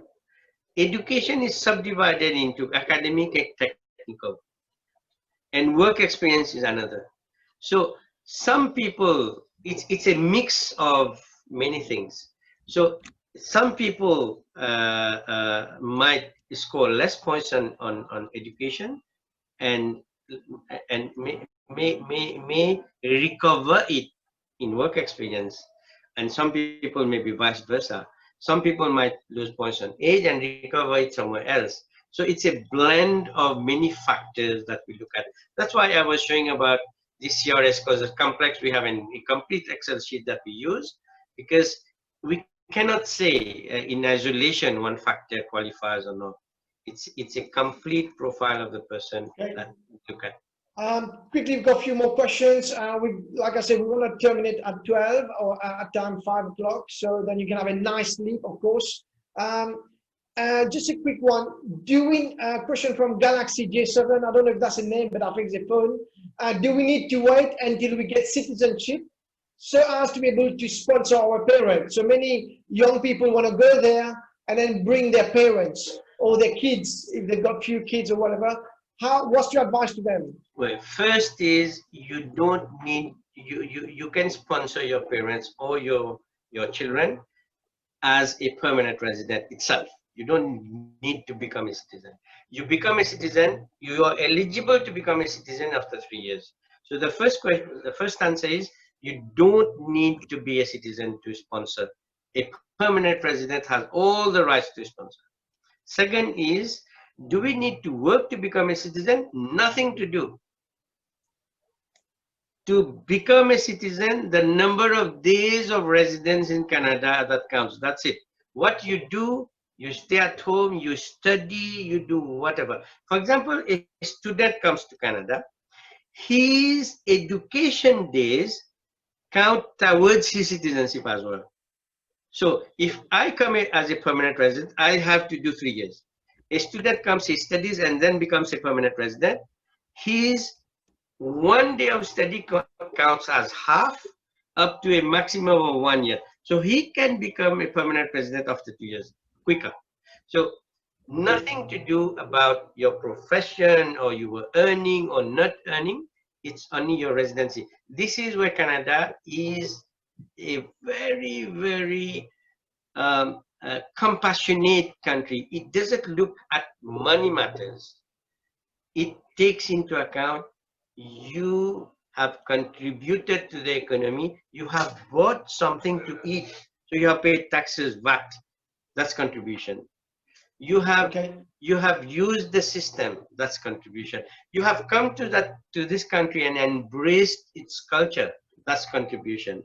So physical presence is sufficient. Wow. So there's a question from Shah. Can I sponsor my fiance from another country once I get PR and settle in Canada? Okay. So, two lovebirds want to meet. There's no program to sponsor fiance. You can only sponsor your spouse. So, for example, if you have a fiance, you go and get married and come back and sponsor. You can do that. Okay, fantastic. I just want to do a quick survey now. Before we are almost there, and I'm just going to relaunch polling to everybody, and the panelists as well can vote. If you can see the question, everybody's been awesome. We've got a few minutes left. I've got a nice video to show you as well before we go. Did you find the webinar useful?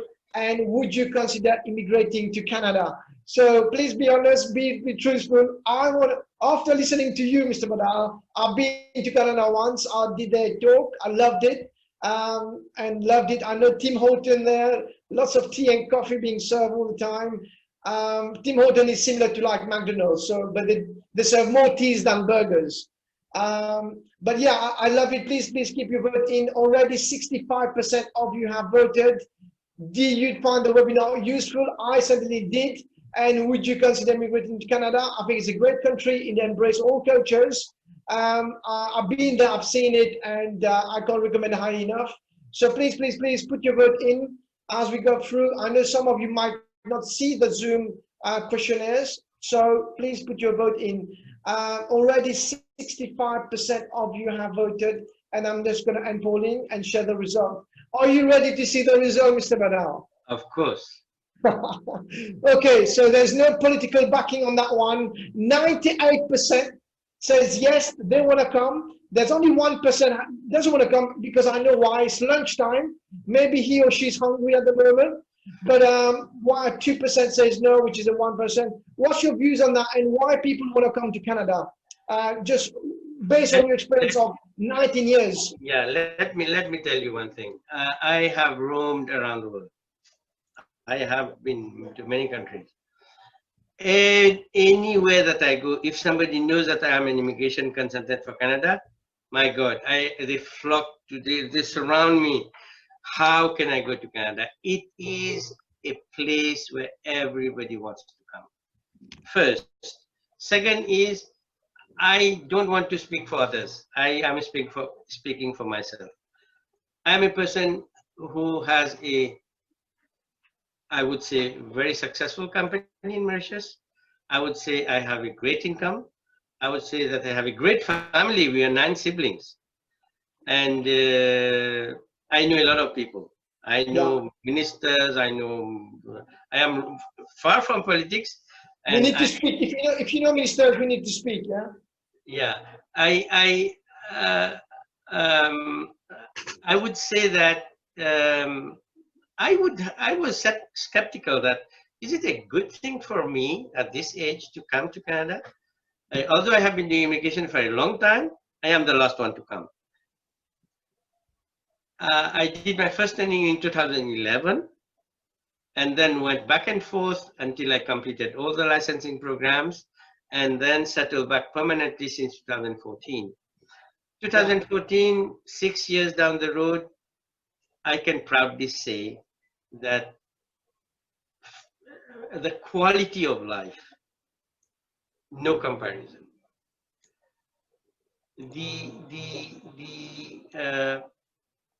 If we are talking about material benefits, no comparison.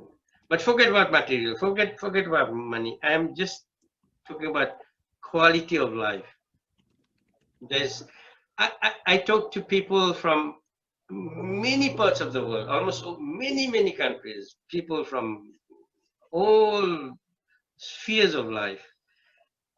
Very maybe point something percent, people would say, no, maybe I was in a better place. No. Yeah. In my career, I have had 1% out of 500 going back for whatever reason. I have met them back home. I said, are you okay? He said, you know what? Bad decision. Yeah. Bad decision. So the statistics that you have shown is a reality. Nobody is pretending. It's a reality. It's a reality, not because of a Mauritian context or maybe Africa. It's a reality because of Canada.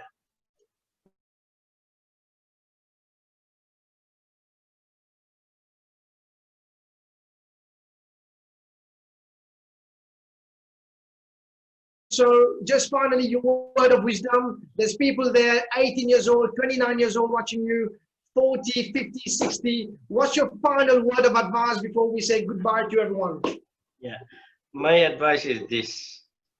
You always get an opportunity in life, and opportunities come and go. But what I advise people is that when opportunity comes to you, grab it. Don't wait that, okay, later on we will decide. Don't do that, because later on maybe it will be too late. So opportunities come and it's your time. That's why it has come. So if ever you're thinking about for a better life, for a change, and for a better future for yourself and your family, it's the time for you to decide and come to our office. Come and see us. We will give you a honest advice of what needs to be done or what you can do. And Yeah. believe me, Canada is a place to be. It is the, it has been declared as the best place in the world to live. So Yeah. make it happen. And Mr. Badal, can I ask your team to put the video quickly? Manisha, Suhaila, Ved, if you can put your video quickly for a quick hello to everyone. People will get to know you've already got 80 plus participants still. So Manisha, just quickly a quick hello to everyone, a quick goodbye from wherever you are in Suhaila. So starting from Manisha, maybe a quick word to everybody. I know you've been answering lots of queries, and I'm sure they can see you. If you can tell them details of where to see you, your Facebook and LinkedIn quickly, starting from Manisha. You have to be mute. Manisha, you need to unmute yourself, and Ved and Suhaila, if you can unmute you as well. Hello, yes, we've answered lots of questions. And what I would advise, like Mr. Badal already said, please visit us, contact us, set an appointment. We'll give you more information specific to your profile. So yes, come visit us on our website, www.lifetimeimmigration.com. You'll have more information there, and by speaking to us, you'll have a bigger picture. Okay. And Manisha, where's your office based in Mauritius? So our office is situated at Leeuwillam Street, Port Louis. The building is Popular Printing Building on the 2nd floor. Is it near any? Where is it near? Is it near the Majestic Cinema? Near where? Union. Yes, it's near Mauritius Union. And those who like food, etc., it's just right near Restaurant Ravinal. So. And do you serve coffee? Do you serve coffee and tea? Do you serve coffee and tea in your office? Of course. If anybody comes, yes, of course, sure. Okay, thank you very much indeed. Ved, I know you look on the IT side as well. Ved, quick word to everybody. Hello everyone, my name is Ved. If everyone wants to immigrate to Canada, you may find us on Facebook, Lifetime Immigration. On LinkedIn, it is same Lifetime Immigration, or on our website, lifetimeimmigration.com, or we will start our new YouTube channel also. If everyone and anyone is interested to immigrate, study, or work in Canada, we are a very successful firm in that. You have no worry to trust us in the application process or whatever the system is. I just want to say that you can trust in our system, our company, our employees, the owner itself. And I just wish to say good luck if everyone wishes to start a new procedure with the company. That's all. Okay, thank you, Ved. Thank you very much indeed. And we have Suhaila. Suhaila, quickly, you're the marketing. Any quick word of wisdom from yourself and to anybody watching right now? Hello. So I would like to tell you that we are impatiently waiting for you at the office as from tomorrow. If you are not free, then we can as well Skype with you, even for merchant clients or abroad. We have a special package right now, like Mr. Badal said. So it's a great opportunity for you to grab. That's it. Thank you.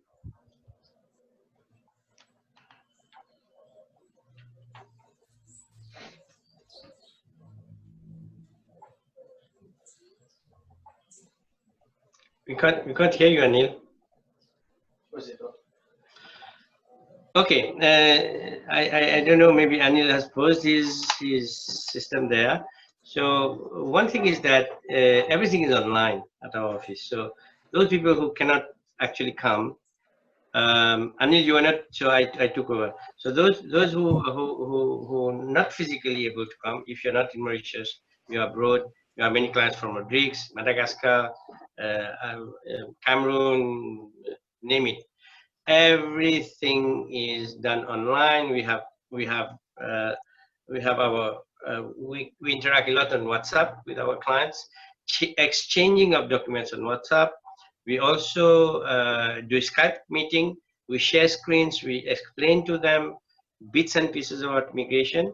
And those who are able to come, you're most welcome. You will be amazed by the level of expertise that we have and the professional approach that all team members in our office has. You're most Okay, excellent, guys. Big wave, everyone. We are now concluding. I can't thank you all enough for what you've done. It's been an amazing 2-hour session. You're giving hopes and vision and dreams to lots of people from Mauritius and around the world. Thank you, Mr. Badal, for all your work. Thank you, everybody. And maybe a big wave to everyone before we conclude and say goodbye. Thank you. So thank you, everyone. Bye-bye. Take care. Maybe one day Wherever you are. we'll see many among you in Canada.